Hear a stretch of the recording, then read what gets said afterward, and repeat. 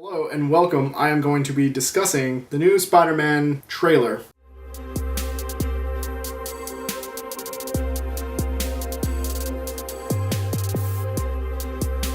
Okay, so I'm watching the Far From Home Spider-Man trailer, and so far I'm liking what I'm seeing here. At the beginning they are talking about spoilers if you have not seen Endgames, but they are talking about how it's affected Spider-Man that Tony has died.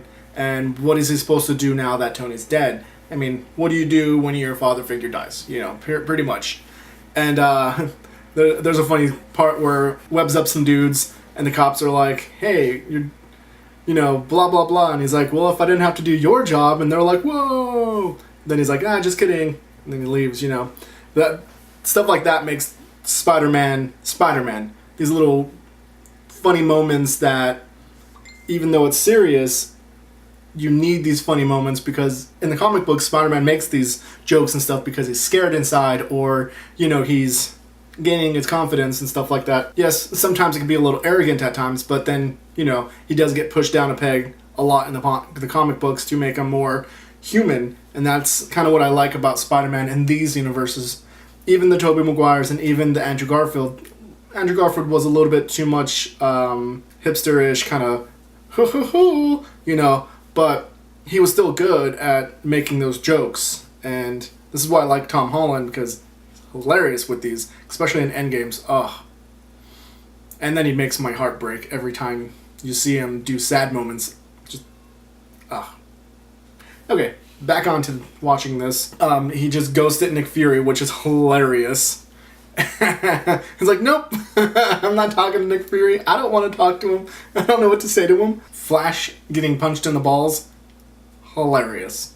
Okay, so I do understand what they're trying to go here, if they are going with this, and it's like the multi-universe kind of thing, which is fantastic if they are.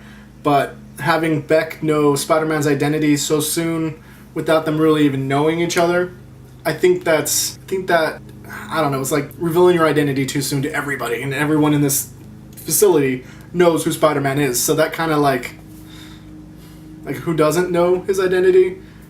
It's the whole point of Spider-Man is his identity, so that way villains can't come after him and the people he loves. And I think this Quentin Beck knowing, and we don't actually know if he is from an alternate dimension or whatever. He could just be saying that to gain the trust of S.H.I.E.L.D. and then steal a bunch of technology from them so he can build whatever he wants. At least that's what I'm thinking, but I would love the multi-universe because then they could bring Venom into it. A better Venom, maybe. I mean, I didn't mind the Venom movie, so, whoever disagrees with the Venom movie, I understand your qualms. But it was not a bad movie. I've seen worse. Way worse. Okay, so in that film, in that scene, he gets recruited by Nick Fury because he has a job to do.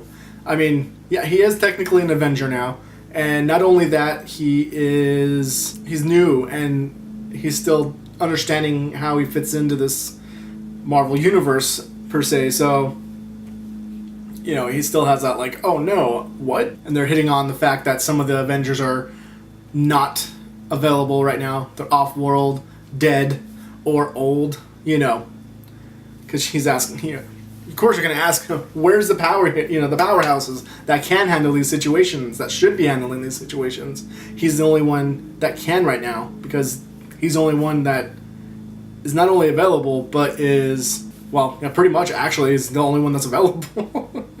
It's quite amazing. And Peter's like, MJ, I want to tell you something. And then she's like, that you're Spider-Man? And he's like, wait, what? And she's like, it's kind of noticeable. You come on trip, Spider-Man's here. Either that or it's going to be Ned Leeds, but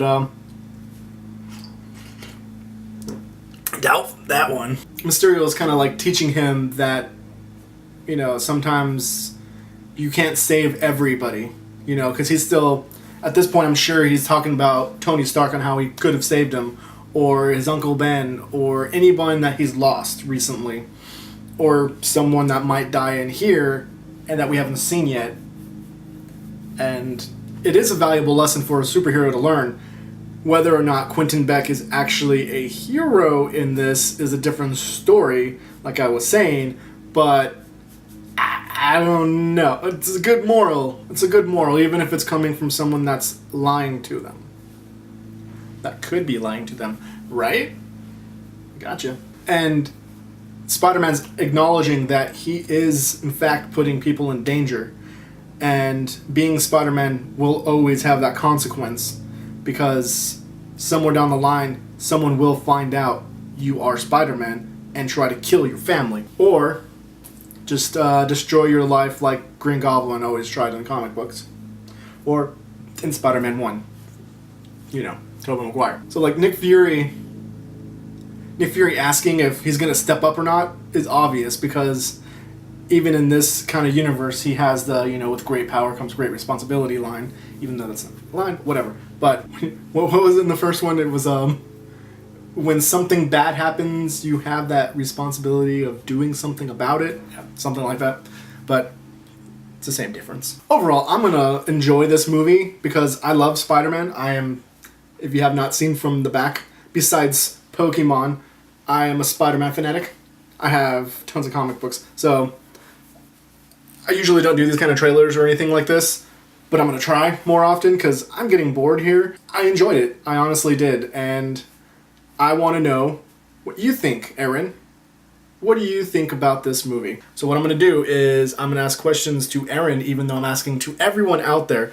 But Aaron is my cohorts on these kind of reviews. So I want to know what he knows. And that's going to be over on Brain Name Games, probably his answer. So if you want to go check that out, I'll link it below whenever he answers me, or just link Brain Name Games because Brain Name Games. Yeah, so laters. I said laters.